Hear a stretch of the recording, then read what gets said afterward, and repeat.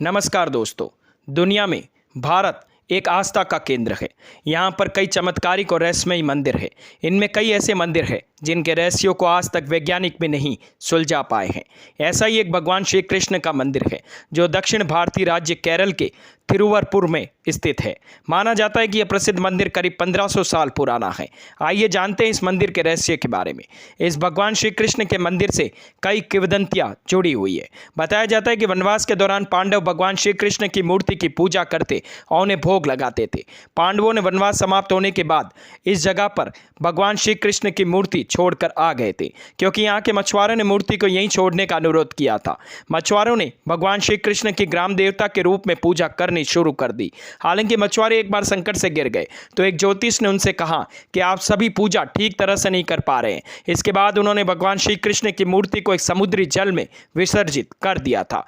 केरल के एक ऋषि विलंगमंगलम स्वामियार नाव से एक बार यात्रा कर रहे थे, लेकिन जब उनकी नाव एक जगह अटक गई, लाख कोशिशों के बाद भी नाव आगे नहीं बढ़ पाई, तो उनके मन में सवाल खड़ा होने लग गया कि ऐसा क्या है कि उनकी नाव आगे नहीं बढ़ रही।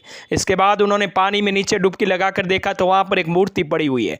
ऋषि विलंगलम स्वामियार ने मूर्ति को पानी में से निकाला और अपनी नाव में रख लिया। इसके बाद एक वृक्ष के नीचे आराम करने के लिए रुके और मूर्ति को वहीं रख दी। जब तक वह जाने लगे तो मूर्ति को उठाने की कोशिश की, लेकिन वह वहाँ पर चिपक गई। इसके बाद वहां पर मूर्ति स्थापित कर दी गई। इससे भगवान कृष्ण का भाव उस समय का है जब उन्होंने कंस को मारा था, तब उन्हें बहुत भूख लगी थी। इस मान्यता की वजह से उन्हें हमेशा भोग लगाया जाता है। मान्यता है कि यहाँ पर स्थित भगवान के विग्रह को भूख बर्दाश्त नहीं होती, जिसकी वजह से उनके भोग की विशेष व्यवस्था की गई है। भगवान को दिन में 10 बार भोग लगाया जाता है। अगर भोग नहीं लगाया जाता तो उनका शरीर सूख जाता है। यह भी मान्यता है कि प्लेट में से थोड़ा थोड़ा करके चढ़ाया गया प्रसाद गायब हो जाता है। यह प्रसाद भगवान श्री कृष्ण खुद ही खाते हैं। पहले इस मंदिर को आम मंदिरों की तरह ही ग्रहण काल में बंद कर दिया जाता था, लेकिन एक बार जो हुआ उसे देखकर सभी लोग हैरान रह गए।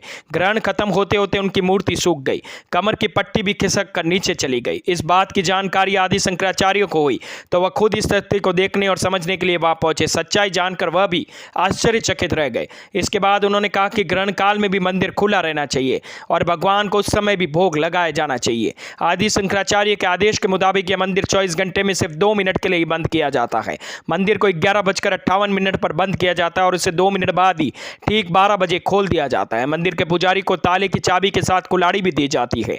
पुजारी से कहा गया कि अगर ताला खुलने में समय लगे तो वह कुल्हाड़ी से ताला तोड़ दे, लेकिन भगवान को भोग लगने में देरी ना हो। इसके अलावा भगवान का जब अभिषेक किया जाता है तो विग्रह का पहले सिर और फिर पूरा शरीर सूख जाता है, क्योंकि अभिषेक में समय लगता है और उस समय भोग नहीं लगाया जा सकता। इस घटना को देखकर लोगों को अचरज होता ही है। तो दोस्तों, कैसी लगी मेरी ये जानकारी? अगर मेरी वीडियोस आप लोगों को पसंद आते हैं तो प्लीज लाइक शेयर सब्सक्राइब करना ना भूलें और हाँ, कमेंट करना भी ना भूलें। धन्यवाद।